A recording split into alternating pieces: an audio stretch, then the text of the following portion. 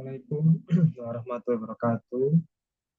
Perkenalkan, nama saya Muhammad Faisal Putra, NRP 32 dari kelas D4MP 4B. Di sini saya akan membuat video presentasi hasil tugas besar analisis numerik untuk EAS pada minggu 17. Oke, persoalan pertama. Deskripsikan kasus yang Anda simulasikan untuk tugas besar dan aplikasinya pada bidang keteknikan. Oke, deskripsi medan dan kondisi yang akan disimulasikan dalam medan keteknikan. Untuk deskripsi medannya seperti ini. Nah, lalu untuk penjelasannya,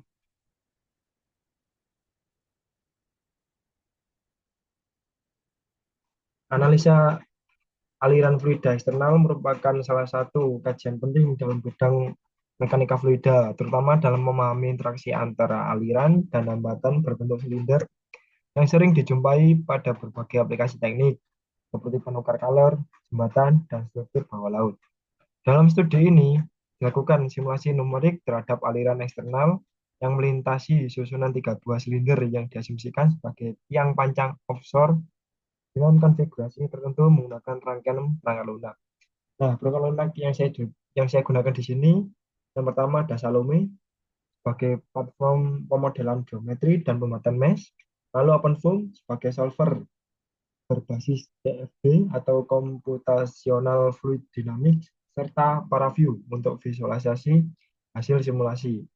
Tujuan dari analisis ini adalah untuk mengevaluasi distribusi tekanan, kecepatan, serta pola aliran di sekitar silinder yang dapat memberikan wawasan mengenai fenomena interaksi wake dan pengaruh konfigurasi susunan terhadap karakteristik aliran. Untuk PowerPoint-nya saya tampilkan seperti ini. Jadi ini dari inlet menuju outlet. Dan untuk silindernya silinder 1, 2, 3. Soal nomor 2, kondisi batas dan kondisi awal yang digunakan pada domain permasalahan. Untuk kondisi batas dan kondisi awal yang digunakan pada domain permasalahannya seperti ini. Di sini saya NRP saya 32, saya mendapatkan sudut sebesar 30 derajat, radius sebesar 2,6 D, dan diameter silinder sebesar 1. Lalu untuk penjelasannya,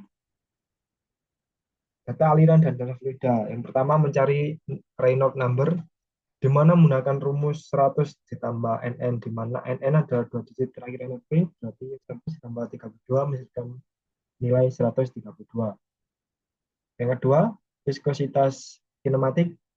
Untuk rumusnya 1 per RE, di mana RE tadi 132, berarti 1 dibagi 132 menghasilkan nilai sebesar 0,007575. Dan yang ketiga, kecepatan di inlet. Untuk kecepatan arah X sama dengan 1. Data susunan silinder. Yang pertama, diameter silinder seperti ini, yaitu 1. Untuk radiusnya 2,6 D, dan untuk sudutnya 30 derajat. Lanjut, soal nomor 3.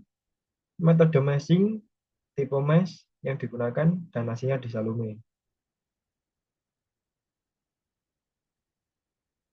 Untuk hasilnya, data seperti ini, dengan phase sebesar 37.996 dan volume sebesar 18.721. Untuk penjelasannya,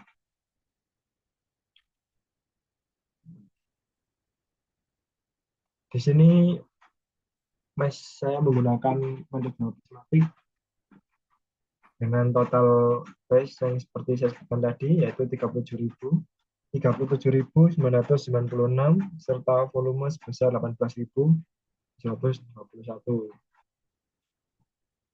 Dan hasil di Salome nanti akan dilihat seperti ini. Jadi ini nanti alirannya yang sudah di. Lalu lanjut soal nomor 4. Bagaimana kondisi batas diterapkan di OpenFOAM? Kondisi batas seperti ini. Yang pertama kita ada control disk, di mana start time dimulai dari 0, dan end time-nya berakhir pada 200. Untuk delta T-nya di sini saya menggunakan 0,005. Lalu untuk nilai nolnya kita masukkan pada transport properties seperti di 0,00.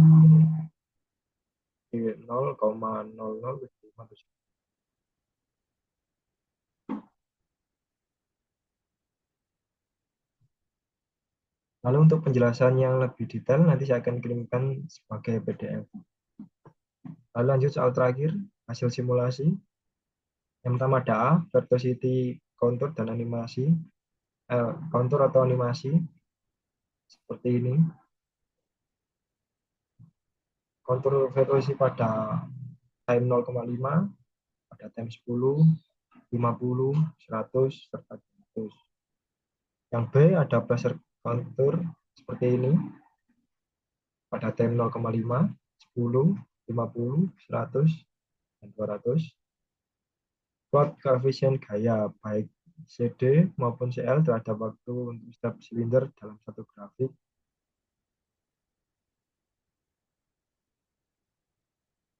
Bisa langsung dilihat untuk silinder 1, koefisien dragnya seperti ini, sementara koefisien liftnya seperti ini. Kondisi silinder 2, dragnya seperti ini. Liftnya ini agak berantakan ya, cuma ya seperti ini. Lalu untuk silinder 3, ini koefisien dragnya, ini koefisien liftnya. Nah, yang terakhir, jelaskan silinder mana memiliki koefisien gaya paling besar dan mengapa. Ini, setelah diplot nanti kita hitung di Excel menggunakan rumus seperti ini dan menghasilkan nilai ini. Bisa dilihat sendiri. Untuk penjelasannya, urutan silinder berdasarkan besar total gaya hidrodinamika, drag, dan lift dari terbesar hingga terkecil adalah silinder 3 dengan nilai seperti ini, lalu silinder 1 dan silinder 2. Hal ini mengindikasikan bahwa silinder 2 berada di posisi yang paling terlindungi dari gangguan aliran langsung dan efek wake dari silinder lainnya. Sementara silinder 3 kemungkinan besar berada di posisi paling downstream atau dalam aliran wake yang kuat, sehingga menerima fluktuasi gaya yang paling signifikan. Konfigurasi susunan silinder sangat mempengaruhi pola aliran dan distribusi. Cukup sekian dari video presentasi saya. Bila ada kurang lebihnya saya mohon maaf. Assalamualaikum warahmatullahi wabarakatuh.